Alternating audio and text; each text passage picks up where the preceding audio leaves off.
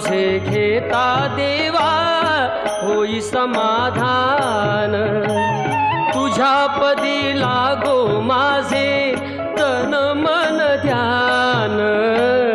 नाम तुझे घेता देवा होई समाधान।